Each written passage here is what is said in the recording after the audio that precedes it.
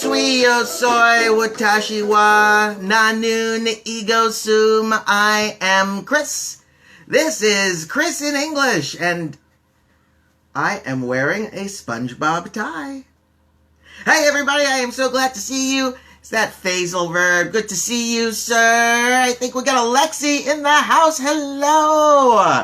I am glad to see you guys. I'm doing very well. Thank you for asking. I'm having a great day. I'm having a great time. I'm having a great life. Because I get to be here with you today. Yes, today is Wednesday. Today is July the 8th. We got lots of fun stuff that we're going to be doing today. What are we going to be doing today? I got the list right here. Of course, we're going to have our phrase of the day. It's everybody's favorite part. We're going to learn a new word that we can use in the English-speaking world. We have a little bit of a conversation today about the 5 important English skills that you need to know to be a good English speaker. So we'll talk a little bit about that. I've got a little bit of good news about the sports world here in the United States.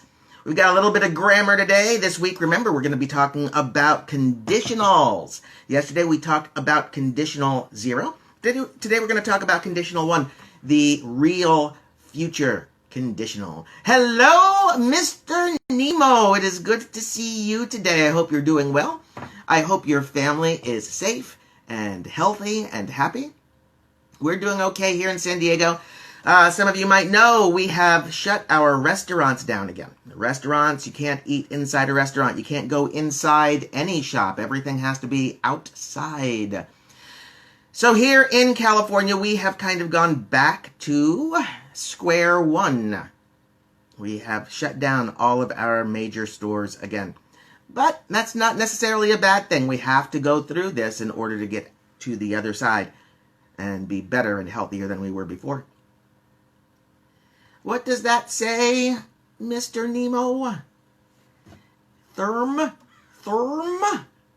They're doing well. I'm glad to hear that.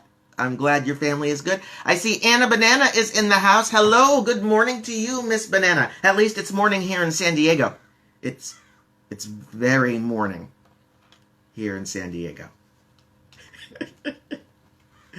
Oh, let's see what else. Yes, we're going to talk about conditional 1 today, the real future conditional. We'll end our day with some chat, our question of the day, and we're going to have a great day today. We're going to spend a little bit of time together this morning using our English and having some fun. Good morning. Good morning.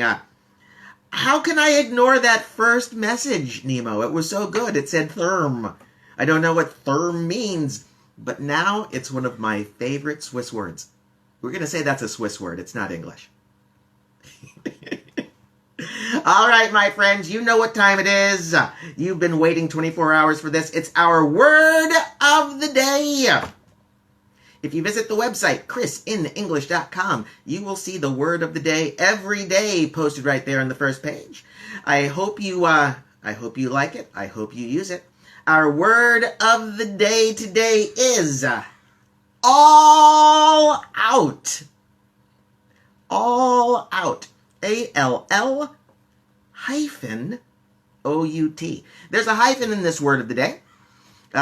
So we call it a compound word. All out is an adjective, and it means to use all of your power, all of your resources to achieve your goal.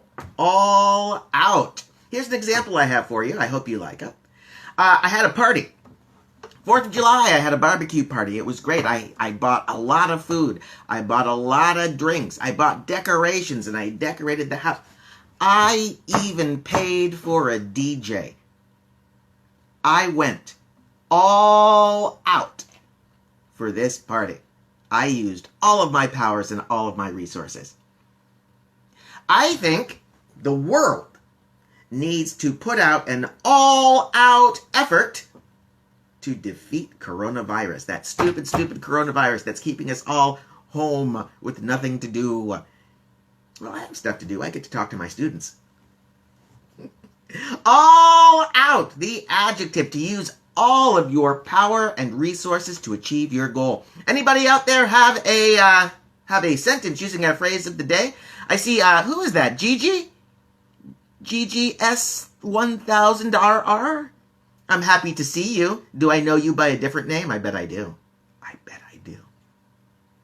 All out is our word of the day. Anybody out there got a sentence for me using our word of the day, all out? I'm making an all-out effort to get you guys to tell me some sentences. Hello, Jasmine. Oh my goodness, my princess is back. I'm glad to see you. I love you too, Gigi. I love you too. You live in my heart. Anybody got a sentence with our word of the day? All out, the adjective that means to use all of your power, all of your resources to achieve your goal. Don't worry if you don't have one now. Think about it. Put it on the chat so that we can share it when you have your sentence ready. What else is going on today? All out, all my effort. Yes, all out means to use all of your effort, all of your power to achieve your goal. Yeah. We usually will write the adjective with a hyphen, because if we write it without the hyphen, it's actually not one compound adjective. It's two different words that give a different meaning. Oh, Miss Jasmine, the United States misses you too. Thank you for calling me cute. Because of that, today, nice work. Nice going. I'm so glad to see you, Miss Jasmine. I hope you're doing well. I hope things are good with you and your family. I don't know if you're still studying English. I hope you are. If you're not, I hope you come to see the show every day so I can teach you a little bit of English every day. Oh, what is next? Oh, America is going to be a much happier place in a couple of weeks, my friends. One of the worst things about the lockdown, about the coronavirus, is that there has been no sports. There have been no sports played in the United States. Mateus, good to see you, sir. I hope that you're having a great time. We've had no American football. We've had no soccer. Yeah, we've had no hockey. We've had no basketball. We've had zero sports. And for some Americans, that's a hard thing. It's a hard thing to go months without watching a sports game. But the good news is on July 23rd. It is July 23rd. Baseball is back, baby. Baseball is back. Now, I know a lot of the world does not like baseball. A lot of the world does, but a lot of the world does not. But if it's the only sport being shown, maybe you'll watch it. Maybe you'll develop a love and appreciation for America's pastime, our favorite sport. I'm excited to see the San Diego Padres start playing again. Padres are San Diego's baseball team. And we love the Padres, even though they have no idea how to win a game. They don't win. So what we call them is we call them lovable losers. They always lose, but we love them anyway. So thank you, Padres. Good luck in the 2020 season. We're only playing 60 games this year. So I hope you show up for all of them. Oh my goodness, somebody says baseball is good and somebody says baseball makes them sleepy. Oh my goodness. Mateus, it's not about watching the game. It's about hanging out with your friends, singing some songs, maybe drink one beer. Just one. Yeah, baseball is a social experience. It's not about watching the game, it's about being with other people. If you really want to watch the game, if what you want to do is follow the actual game, stay home. Turn on your TV, watch it there. You'll get a much better idea of how the game's being played. But if you want to hang out with a bunch of people under the stars, go to a baseball game. Or don't, because crowds are bad for coronavirus. All right, that's baseball. That is the sport that's coming back to America in a couple of weeks. Last week, I shared with you guys a blog that I wrote. That blog, without the fans, it's not that social. That's true, Mateus. That is true. That's the next step. I guess that will have to be the next step. We figure out how to get the fans back into the stadiums. But you're absolutely right. It's really probably not safe to get 35,000 people all into one space at the same time. But we'll see. We'll see. I'm glad sports is coming back. Last week, I wrote a blog explaining to you guys the different ways that you can continue to study English even when we're in a pandemic. Because the truth is, if you stop studying your English skills start going down. I tell a lot of my students who study in San Diego, the day they get back to their country is the day that their language skills will start to go down. Oh, yeah, Mateus, Trump can do something. I don't know what it is. Trump can do it. He can do it. I just don't know what it is. I wrote another blog. It's going to be posted today, this afternoon, and I wanted to share a little bit of it with you guys because I think that it is important for you. It's the 5 skills that you need to master English. And actually, it's the 5 skills you need to master any language. And of course, those skills are reading, listening, speaking, writing, and everybody's favorite, grammar. Mastering these 5 skills means you have mastered the language. And there are, of course, different things that you can do to boost your skills in each of these areas. Reading, for example, is one of the easiest ways you can boost your English skills. Grab a book, grab a magazine, grab whatever it is you like to read, and read that. The more words you get into your eyes, the more English words you get into your eyes, the more English words you'll be able to get out of your mouth. Reading is one of the most important skills when we're learning a language. Listening is similar to reading. With reading and listening, we're not making English. We're consuming English. We're bringing it in. Reading and listening are the ways that we bring language into our brains. Lots of ways you can practice your listening skills. I suggest watching the news, not because it's boring and sad, but because you get to see pictures with the words that you're learning. And combining pictures and words is a great way to capture vocabulary, to capture comprehension and understanding. Nicky! Mr. Nicholas in the house. Good to see you, sir. I hope you're doing well. I hope you're safe and healthy out in our world. We're talking right now about the 5 different skills that everyone needs to build to master a language like English. We talked about reading. We talked about listening. Speaking. Speaking is the skill that everyone wants to be good at. It's the one that we think about. In fact, when we study a language, what do we say? We say, I'm studying the language because I want to speak English. Nobody ever says, oh, I'm studying to read English. Right? We want to speak the language. And unfortunately, the only way to really practice speaking the language is to speak English. And if you're in a country where English is not the predominant language, that becomes a little bit difficult. There are still things you can do, of course. I bet there is an English-speaking club in your town. What? What? You can't go to the club because everything's locked down because of stupid coronavirus? All right, I understand. But I bet you can find an English-speaking club online. I bet you can start a hangout with a couple of friends and practice speaking your English that way. The more English you speak, the easier it becomes for you to speak English. Next, we'll talk a little bit about writing. Writing is a skill that often gets overlooked As much as everybody wants to speak English, a lot of people do not like writing in English. In fact, a lot of people don't like writing in their own language. That's just the truth.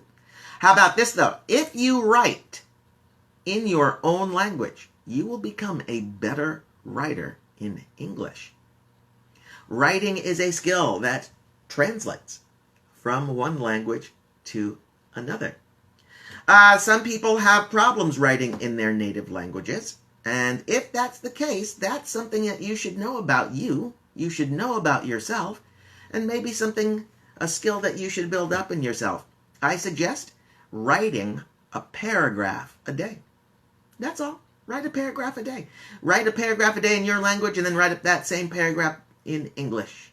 Don't go to work! Maddie, no! No, stay with us. We love you. Work just wants to use you to get stuff done. We love you, Maddie. But either way, I hope you have a great day. We'll see you next time. We'll see you tomorrow. Thank you, sir. Swiss Army Knife in the house. Good to see you, my friend. Welcome, welcome. We're talking about what? Go away. Go away. We're talking about the 5 skills that we need to build in order to master a language. We've talked about reading and listening and speaking. We're talking about writing and how if you write just a little bit a day, every day, even if it's in your native language, you will build your writing skills. And that eventually will mean stronger writing skills in English. I am happy to see you too, my Swiss Army Knife. I hope you're doing well. I hope you and your family and your friends are all safe and healthy and happy. Oh, let's talk about this last one. It's everybody's favorite. It's grammar. Yeah, everyone has a hard time grammar. Mostly because grammar is rules. And rules require memorization. Tomodachi! Oh my goodness, look everybody, Tomodachi, our Tomona, is here with us this morning. Of course, in Japan, it's not morning, right, Tomo? In Japan, it's late at night.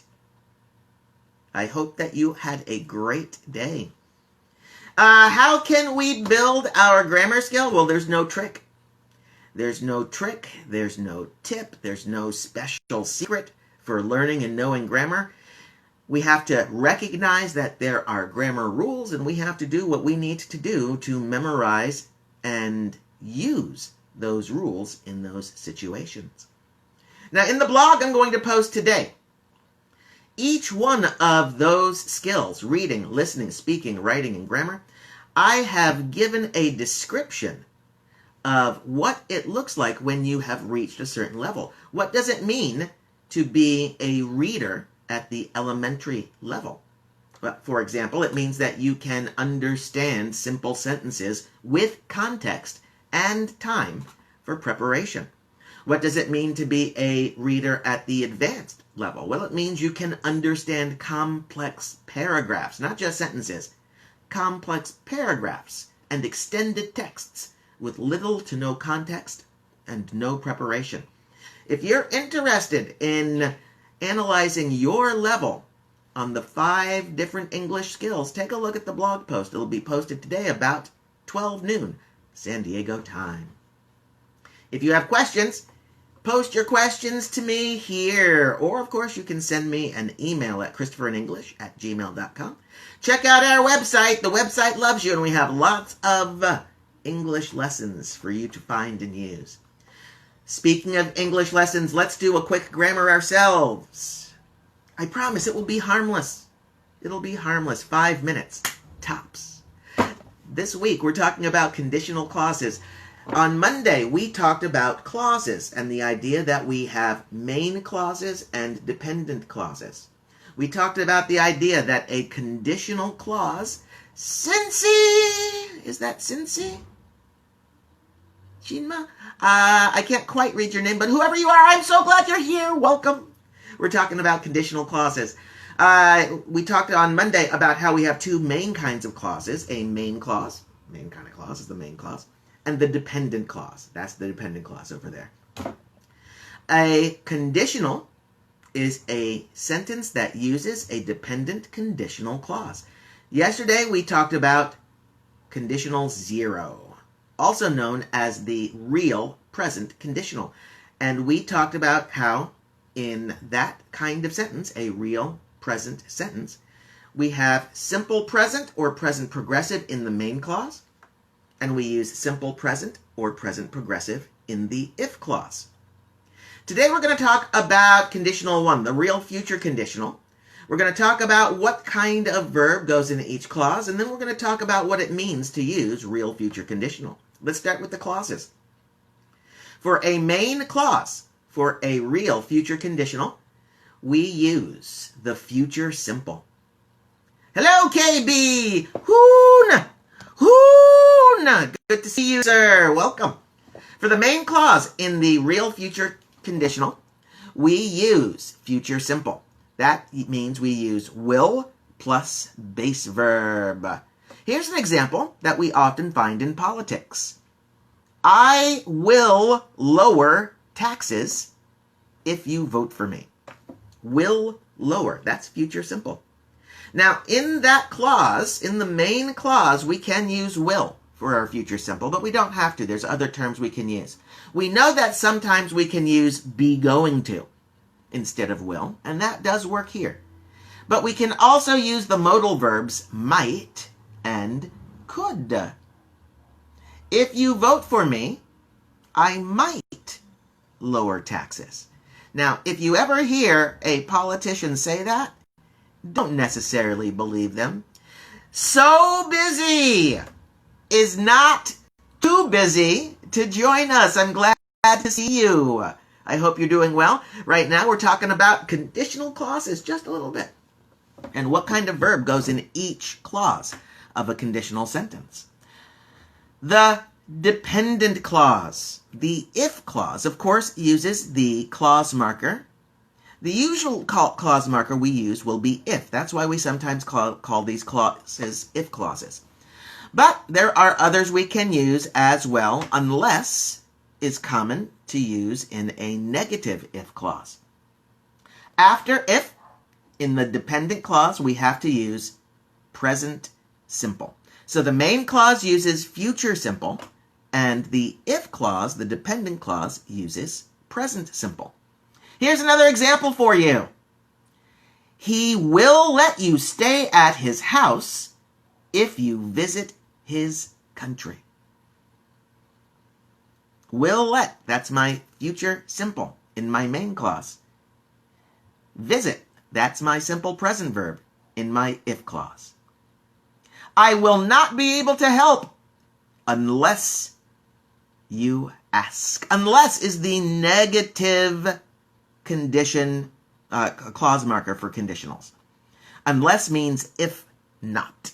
Richard is here. Richard, we've been waiting and waiting and waiting, but I'm glad to see you now. Why do we use this conditional? Why do we use conditional 1? Why do we use the real future conditional? Well, the real future conditional describes things that will or might be true in the future every time the conditional clause is true in the extended present. Now, Lexi is asking a very good question. Weather. What about weather? Sometimes we use weather as a clause marker for conditional clauses, but only in yes, no questions. I'll say that again because this is a really good point, Lexi. Thank you for bringing it up. We can use the word weather as a conditional clause marker, but only in yes, no questions. Can you tell me whether or not you understand? Can you tell me if you understand? Can you tell me whether you understand? Right, Abdullah? Good to see you this morning. At least it's morning in San Diego. I hope you're doing well. Hey, all right, Lexi, I'm glad that worked for you. And I'm glad you asked that question because it's a really good point. That's what I have for you today for conditional 1, the real future conditional. See, that was harmless. I wouldn't teach it to you if I thought it was dangerous. That is the end of our grammar for today. Tomorrow we'll be taking a look at grammar conditional 2, the unreal present conditional, also known as my favorite conditional. Let's see what else we've got going today. What have we done so far? We talked about our word of the day. We talked a little bit about baseball. We had the 5 language skills, and we had a little bit of grammar. We talked about conditional 1. We're almost done with our day. Let's talk a little bit. How's everybody doing? What are you guys up to? And then I'll give you our question of the day. Anybody have anything they want to share? Who's going to work? Who's going to school? Who's studying online? Who has a new girlfriend or boyfriend? Who stays home all day and plays FIFA online? Nobody? Nobody. Okay. Well, today is Wednesday. Work, work, work, says Lexi. Lexi is still going to work. I'm glad to hear that you are employed. What are you doing these days, Lexi? What's your job? Abdullah is exercising. Very good. Keeping healthy, even though we're locked in our houses. What kind of exercises are you doing? Are you using equipment, or are you just using your body? What about the rest of you? What are you guys up to? Me? I've got something I'm doing. I have this Instagram show I do every morning. I do a lot of work to get ready for that. Lexi says he works as a marketing assistant in a golf course. Oh my goodness, that sounds fun. Lexi, do you golf? Not that you don't need to golf to be a marketing assistant, but I'm just wondering, do you golf? I've golfed a little bit in my life. I've golfed a few times. I'm very bad, but it's a fun game. If nothing else, it's a nice walk on a nice day. So Abdullah is doing jumping jacks and jogging. Very good. So both of those are what we call cardio. They are great exercises for your heart. Lexi is not exercising. He's not even golfing, which is barely exercise. Abdullah is investing in the stock market too. Okay, very good. I've got some money in the stock market. I love the stock market.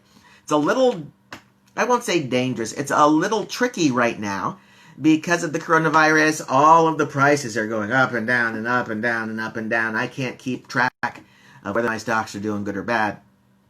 But I'm glad that you are investing. It's always good to put a little bit of today's money into tomorrow's pocket. Anybody else? What are you guys doing? What are you up to? Tomodachi, are you still there? How was your day at work? What did you have for dinner? Is Tomodachi still there? I hope she is. Also, Tomo, I know that there was that terrible flood in Japan, and many people have died. I hope that you and your family are okay, of course. Let us know. Let us know.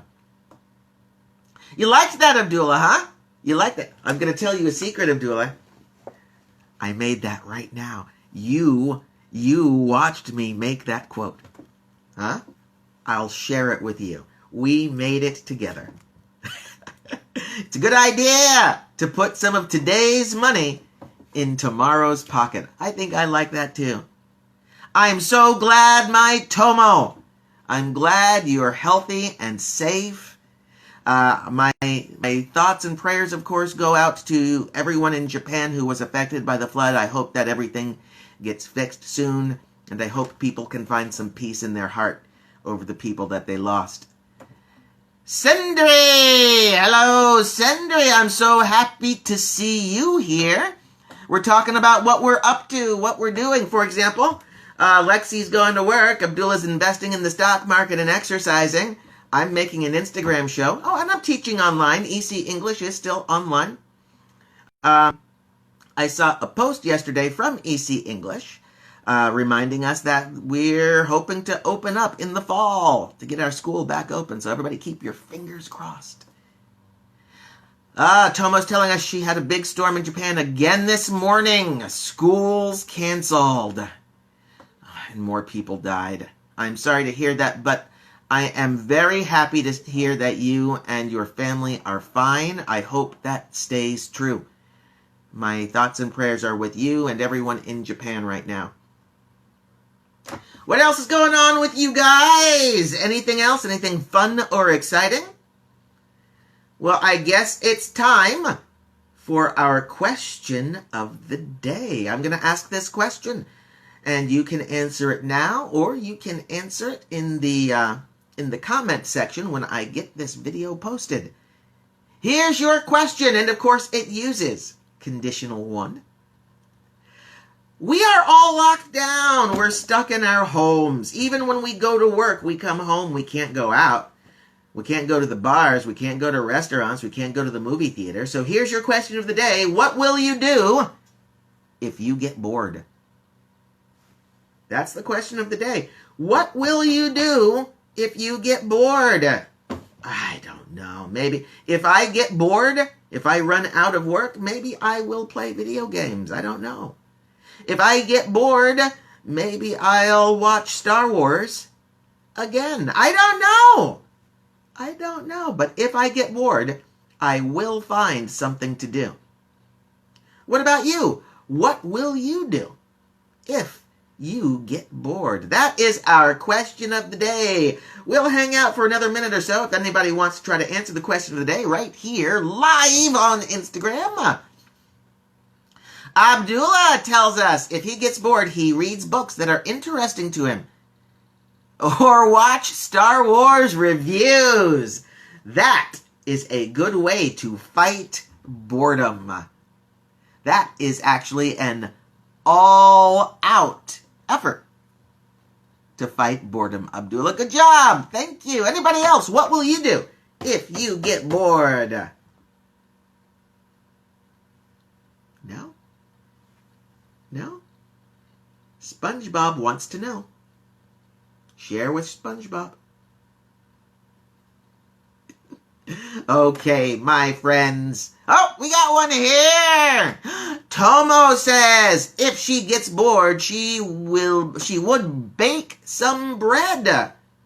Tomo, do you have my address? Do you know how to send bread to me? I'll get it to you. I'll get that information to you. Because your teacher loves bread. Your teacher loves Tomo. And your teacher loves all of his students. And that's our class for today, my friends. I hope you had fun. I had a good time. I hope you learned a little bit. I know I did.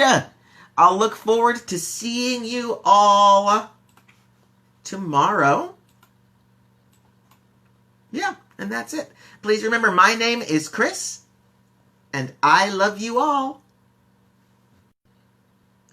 Oh, I see the hearts. Go away.